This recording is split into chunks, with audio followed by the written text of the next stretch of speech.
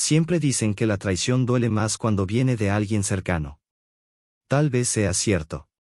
Pero para Lucas Armenta, el dolor real no fue emocional. Fue físico.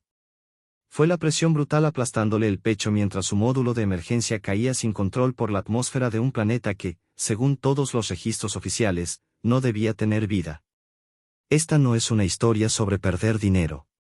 Es una historia sobre perder todo lo que creías controlar. Horas antes, Lucas estaba tranquilo. No en una fiesta ni dando discursos, sino revisando sistemas. Así era él. Ingeniero antes que empresario. Fundador de Helios Core, la compañía de extracción más rentable del borde exterior. En ese momento se encontraba a bordo de la Aurora Prime, una nave elegante diseñada más para impresionar que para trabajar. Orbitaban Caron 9, un mundo clasificado como estéril. Sin agua, sin fauna, sin futuro. El viaje era rutinario, casi aburrido. A su lado estaba Bruno, su hermano adoptivo. No compartían sangre, pero sí historia. Lucas lo había sacado de un centro de refugiados, le pagó estudios, lo sentó en la mesa directiva y le confió claves que nadie más tenía. Los estabilizadores no responden, dijo Lucas sin levantar la vista del panel. Algo no está bien. Bruno no respondió de inmediato. Solo sonrió. No una sonrisa nerviosa, sino una tranquila, calculada. Ya lo sé, contestó. Yo los apagué. Lucas levantó la cabeza, confundido. No llegó a preguntar nada más. Bruno retrocedió, activó el cierre automático y la sección donde estaba Lucas se separó del resto de la nave con un golpe seco. Helios necesita a alguien que piense en ganancias, no en personas, dijo Bruno por el intercomunicador. Cuídate, si puedes. El Aurora Prime intentó saltar al hiperespacio, falló y explotó en una cadena de detonaciones. Lucas corrió como pudo por el pasillo inclinado hasta encontrar una cápsula funcional. Se lanzó dentro justo antes de que el casco se partiera. La caída fue interminable. El destino, Ruja 7, un planeta prohibido, cubierto de arena roja y tormentas de cristal. El impacto fue violento. Metal doblado. Polvo cortante. Luego, silencio. Lucas despertó con la boca llena de sangre. Su traje marcaba oxígeno crítico. Salió arrastrándose y lo que vio le heló la piel, un desierto infinito, fragmentos afilados saliendo del suelo y un sol blanco quemándolo todo. Avanzó unos pasos y cayó de rodillas. El calor atravesaba el traje. Bonita manera de morir, murmuró. Ayer salía en revistas. Hoy nadie sabrá que estuve aquí. Entonces sintió un pinchazo. Abrió un ojo. Frente a él había una figura pequeña, borrosa por el calor. Parecía una niña, pero su piel era gris verdosa. Lo tocaba con una vara, con cuidado. ¿Se mueve?, preguntó con voz aguda. Lucas intentó responder. Solo salió un quejido. Mamá. El hombre de hierro respira. Otra figura emergió de la arena. Más alta, envuelta en telas oscuras, con una lanza que emitía un brillo suave. Sin dudar, le quitó el casco y le colocó una máscara extraña. Aire. Fresco. Vivo. Llévenlo abajo, ordenó la mujer. Viene la tormenta. Aquí no dura 5 minutos. Lucas sintió que lo levantaban con facilidad y lo arrastraban hacia una grieta en la roca. Descendieron rápido. El calor quedó atrás. La oscuridad era calmante. Y perdió el conocimiento. Cuando despertó, pensó que estaba soñando. Se encontraba en una caverna enorme. El techo brillaba con hongos gigantes de luz azul y violeta. Había pasarelas, construcciones talladas en la roca y máquinas antiguas vibrando sin descanso. Bienvenido al refugio de las sombras bajas, viajero del cielo. La mujer estaba frente a él. Ahora podía verla mejor. Piel clara, venas brillando suavemente, ojos completamente negros. Hermosa y peligrosa. Soy Kaela, dijo. Y la curiosa que te pinchó es Iru, mi hija. Lucas, respondió él. ¿Cómo viven aquí? Todos los datos dicen que este planeta está muerto. Arriba sí, contestó. Abajo no. Explicó que llevaban generaciones bajo tierra, escapando del sol. Solo podían salir al atardecer, y por pocos minutos. La radiación los mataba. Lucas miró alrededor. Vio cables chispeando, tuberías rotas, y escuchó un ruido irregular. El generador central estaba fallando. Eso va a explotar, dijo, incorporándose. No hoy, pero pronto. Las mujeres alrededor se tensaron. Una anciana se acercó apoyada en un bastón de cristal. El corazón de la tierra se apaga, dijo. Soy Lunara, la guardiana. Moriremos con él. No sabemos repararlo. Lucas observó la máquina. Tecnología vieja, mal cuidada. Yo sí sé, dijo. Y puedo arreglarlo. Kaela soltó una risa corta. Ni siquiera caminas bien. Dame herramientas, respondió Lucas. Y verás que no todos los humanos solo caemos del cielo. Lo que vino después, para Lucas, fue mejor que cualquier fortuna que había perdido. Pero eso aún no termina aquí. Durante varios ciclos de luz, Lucas trabajó sin descanso en el corazón de la caverna. No estaba solo. Kaela permanecía a su lado, aprendiendo a limpiar conductos, sellar fugas y volver a unir cables viejos con paciencia. Él explicaba con calma. Ella observaba con atención real, no por obligación. Hacía años que Lucas no sentía grasa en las manos ni el cansancio bueno de un trabajo real. Lo disfrutaba más de lo que esperaba. Cuando por fin activó el sistema, el generador dejó de vibrar de forma irregular. El ruido tosco se convirtió en un zumbido firme, constante. Las luces de los hongos se intensificaron y el aire cambió. Era más limpio. Más vivo. Las habitantes del refugio lo miraban distinto. Ya no era el extraño caído del cielo. Ahora era el que había salvado su hogar.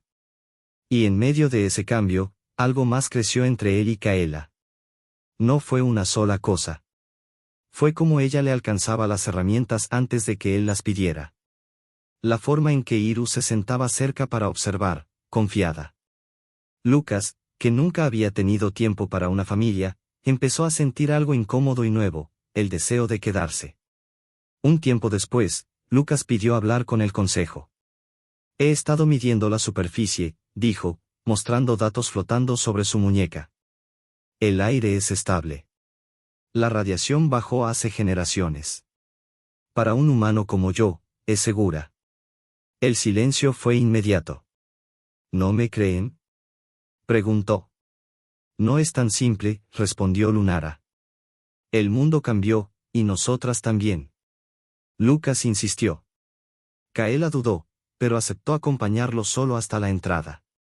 La luz tocó su piel. El dolor fue inmediato. Lucas reaccionó al instante y la arrastró de vuelta a la sombra. Kaela tardó mucho en recuperarse. Él permaneció a su lado, sintiéndose responsable. Fue entonces cuando Lunara habló con claridad. No podemos volver arriba. Nuestros cuerpos ya no pertenecen a ese mundo. Y hay algo más, estamos desapareciendo. Le explicó la verdad, la población era pequeña, la genética se repetía, el futuro se cerraba. Tú vienes de la superficie, dijo. Tu cuerpo recuerda el sol. Si tu linaje se mezcla con el nuestro, tal vez nuestros hijos puedan vivir donde nosotras no. Lucas entendió el peso de la petición. No era deseo. Era supervivencia. Kaela, aún débil, lo miró sin miedo. Durante varios ciclos de luz, Lucas trabajó sin descanso en el corazón de la caverna. No estaba solo. Kaela permanecía a su lado, aprendiendo a limpiar conductos, sellar fugas y volver a unir cables viejos con paciencia. Él explicaba con calma. Ella observaba con atención real, no por obligación. Hacía años que Lucas no sentía grasa en las manos ni el cansancio bueno de un trabajo real. Lo disfrutaba más de lo que esperaba. Cuando por fin activó el sistema, el generador dejó de vibrar de forma irregular. El ruido tosco se convirtió en un zumbido firme, constante. Las luces de los hongos se intensificaron y el aire cambió. Era más limpio. Más vivo. Las habitantes del refugio lo miraban distinto. Ya no era el extraño caído del cielo. Ahora era el que había salvado su hogar. Y en medio de ese cambio, algo más creció entre él y Kaela. No fue una sola cosa. Fue como ella le alcanzaba las herramientas antes de que él las pidiera. La forma en que Iru se sentaba cerca para observar, confiada. Lucas, que nunca había tenido tiempo para una familia, empezó a sentir algo incómodo y nuevo, el deseo de quedarse. Un tiempo después, Lucas pidió hablar con el consejo. He estado midiendo la superficie, dijo, mostrando datos flotando sobre su muñeca. El aire es estable. La radiación bajó hace generaciones. Para un humano como yo, es segura. El silencio fue inmediato. ¿No me creen?, preguntó. No es tan simple, respondió Lunara. El mundo cambió, y nosotras también. Lucas insistió. Kaela dudó, pero aceptó acompañarlo solo hasta la entrada. La luz tocó su piel. El dolor fue inmediato. Lucas reaccionó al instante y la arrastró de vuelta a la sombra. Kaela tardó mucho en recuperarse. Él permaneció a su lado, sintiéndose responsable. Fue entonces cuando Lunara habló con claridad. No podemos volver arriba. Nuestros cuerpos ya no pertenecen a ese mundo. Y hay algo más, estamos desapareciendo. Le explicó la verdad, la población era pequeña, la genética se repetía, el futuro se cerraba. Tú vienes de la superficie, dijo. Tu cuerpo recuerda el sol. Si tu linaje se mezcla con el nuestro, tal vez nuestros hijos puedan vivir donde nosotras no. Lucas entendió el peso de la petición. No era deseo. Era supervivencia. Kaela, aún débil, lo miró sin miedo. Yo no veré ese cielo, susurró. Pero ellos sí podrían. Lucas pensó en su antigua vida. En el poder vacío. En la soledad. Me quedaré, dijo. Y ayudaré. Esa decisión cambió todo. Los años pasaron. Donde antes solo había roca y oscuridad, ahora se alzaba una ciudad en transición. Muros reforzados, restos de tecnología reutilizada, paneles captando luz suave. Y niños. Muchos. No eran como las sombra originales ni como Lucas. Tenían piel de tono dorado verdoso y ojos capaces de mirar el día sin daño. Los llamaban los crepusculares. Lucas observaba desde una terraza. Su cabello estaba gris. Su rostro marcado. Pero nunca se había sentido tan completo. La historia, en realidad, apenas comenzaba.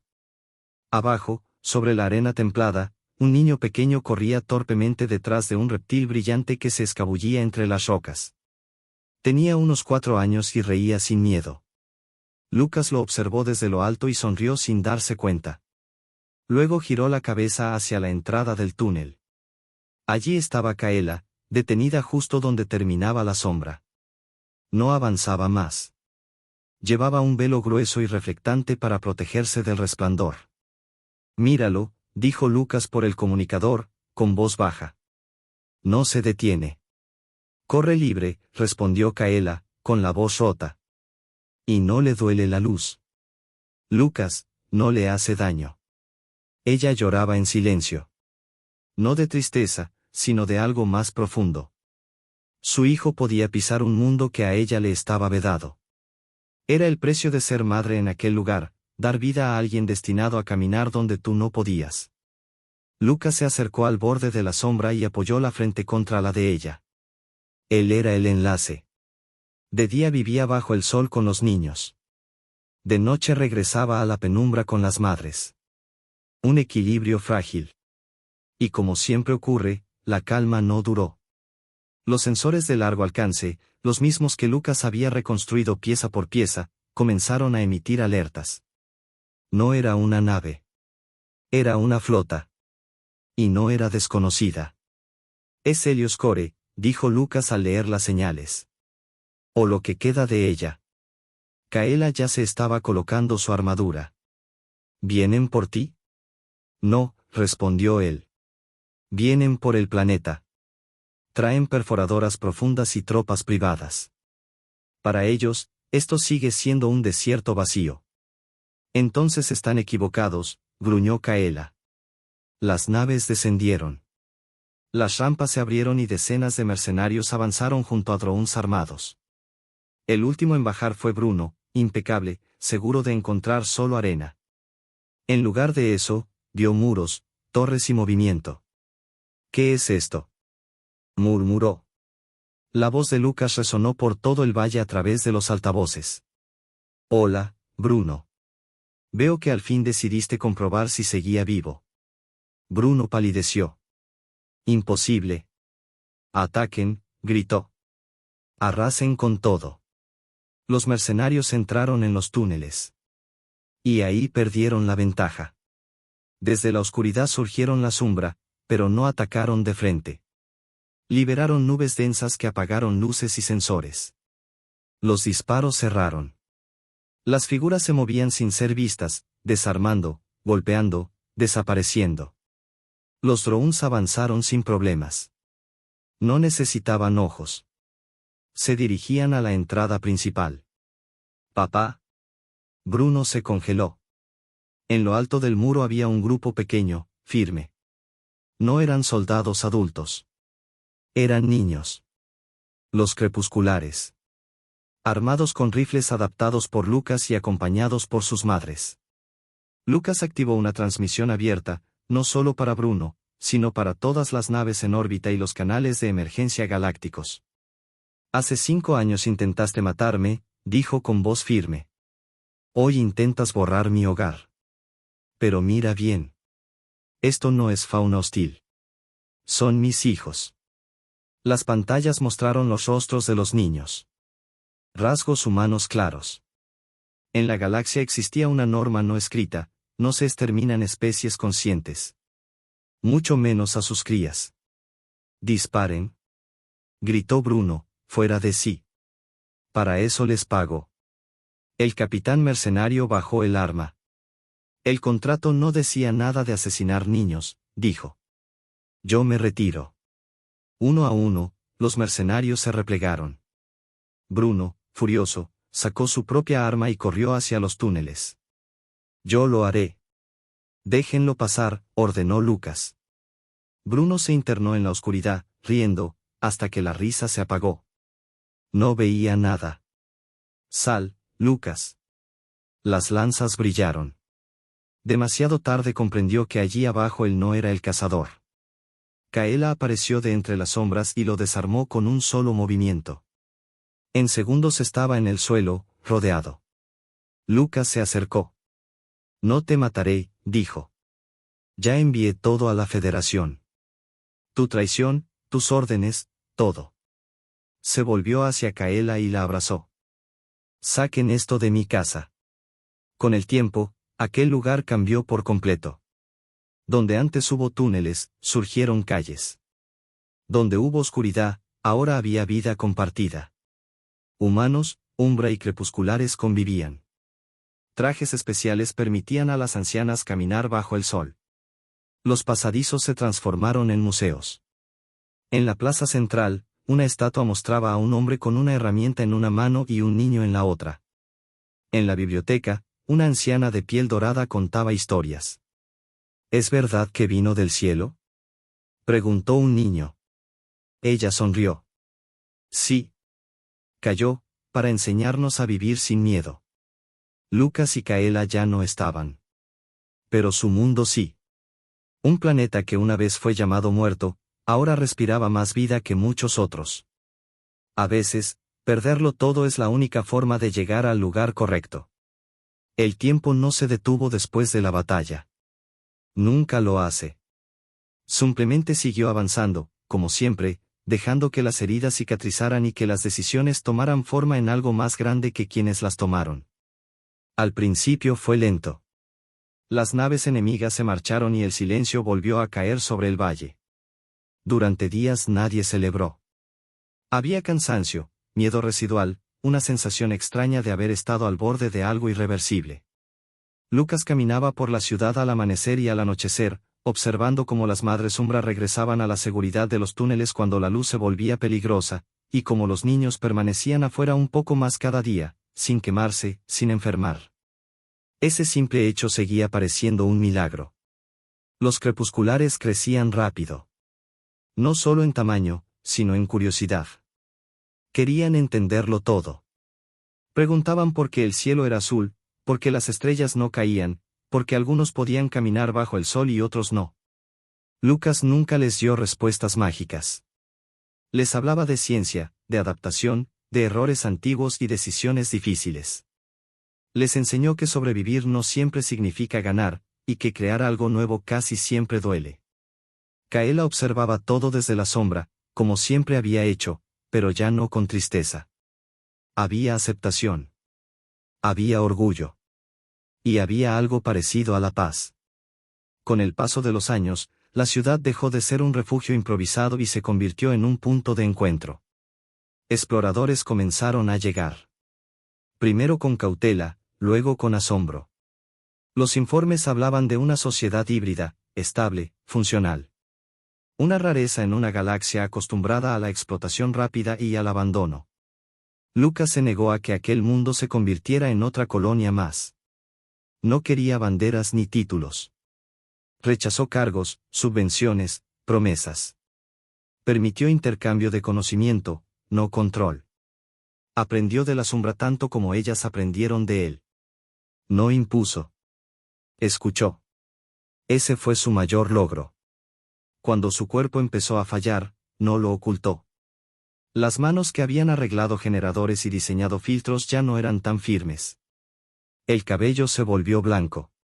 La voz más suave. Pero seguía presente. Siempre cerca de los niños, siempre atento a los cambios, siempre consciente de que su papel no era gobernar, sino sostener hasta que ya no hiciera falta. Una tarde, mientras el sol descendía, Iru, ya adulta, se sentó a su lado en la terraza. ¿Te arrepientes?, le preguntó sin rodeos. Lucas tardó en responder. Miró la ciudad. Escuchó risas. Vio luces encenderse bajo tierra. No, dijo al final. Me arrepiento de no haber llegado antes. Kaela murió primero. Sin dolor. Rodeada de sus hijas, de sus nietos, de una luz que nunca pudo tocar directamente, pero que había hecho posible. Lucas permaneció a su lado hasta el final. No lloró en ese momento. Guardó el llanto para la noche, solo, como había aprendido a hacer. Después de eso, empezó a preparar su despedida. No fue un evento. No hubo discursos largos ni homenajes exagerados. Simplemente dejó instrucciones claras, compartió todo el conocimiento que tenía y se aseguró de que nadie dependiera de él para seguir adelante. Sabía que el verdadero éxito no era que lo recordaran, sino que no lo necesitaran. Cuando murió, lo enterraron en la frontera exacta entre la luz y la sombra. No fue casualidad. Décadas después, los túneles ya no eran túneles. Eran avenidas subterráneas, centros de estudio, lugares de memoria. En la superficie, la ciudad crecía con cuidado, respetando el ritmo del planeta. Nada se tomaba sin pensar. Nada se hacía sin consenso. Los crepusculares se convirtieron en mediadores naturales. Podían caminar entre mundos, entre culturas, entre extremos. Algunos viajaron a las estrellas. Otros se quedaron. Todos sabían de dónde venían. En la plaza central, la estatua permanecía. No gloriosa. No dominante. Un hombre sencillo, una herramienta común, un niño mirando hacia adelante. La gente pasaba junto a ella todos los días sin detenerse demasiado. Y eso estaba bien. Las estatuas no eran para adorarlas, sino para recordar cuando hiciera falta. En la biblioteca, una anciana reunía a los más pequeños. Abuela, preguntaban, ¿por qué dicen que este mundo estaba muerto? Ella sonreía. Porque nadie sabía escuchar. Y entonces contaba la historia. No como una leyenda perfecta, sino como lo que fue, una cadena de errores, pérdidas, decisiones imposibles y actos de valentía silenciosa. Les hablaba de un hombre que cayó del cielo y de un pueblo que vivía en la oscuridad. De cómo ninguno salvó al otro, sino que se transformaron juntos. Les enseñaba que el hogar no siempre es el lugar donde naces, sino donde decides quedarte cuando sería más fácil huir. Que la familia no siempre se parece a ti. Que el progreso sin ética es solo destrucción con otro nombre. Y que a veces, tocar fondo no es el final, sino el único punto desde el cual puedes empezar de verdad. Cuando los niños se iban, la anciana se quedaba un momento más, mirando por la ventana el cielo azul que ya no quemaba. No sentía tristeza. Sentía gratitud. Porque aquel planeta, marcado como perdido, había demostrado algo que la galaxia olvidaba con frecuencia, que la vida no siempre necesita permiso para florecer, solo oportunidad. Y que incluso en los lugares más hostiles, alguien puede encontrar no solo un futuro, sino un sentido. A veces, estrellarse no es una tragedia. A veces, es el aterrizaje que necesitabas desde el principio. Y si alguien preguntaba quién fue el verdadero héroe de aquella historia, nunca había una sola respuesta. Algunos decían que fue Lucas, por negarse a repetir los errores del pasado y por elegir construir en lugar de dominar. Otros decían que fueron la Sombra, por sobrevivir siglos en la oscuridad sin perder su humanidad. Muchos señalaban a los crepusculares, porque demostraron que el futuro no tiene por qué parecerse al pasado. La verdad era más simple. El héroe fue la decisión. La decisión de no responder a la traición con más traición. De no usar el poder para aplastar, sino para proteger. De quedarse cuando marcharse habría sido más fácil y más seguro. Cada generación repetía la historia a su manera, no para idealizarla, sino para recordar que el mundo que habitaban no fue un regalo, sino una elección constante. Una que debía renovarse cada día. Y así, bajo un sol que antes quemaba y ahora iluminaba, el planeta siguió girando, no como un símbolo de victoria, sino como una promesa silenciosa, incluso en el lugar más inesperado, siempre es posible volver a empezar.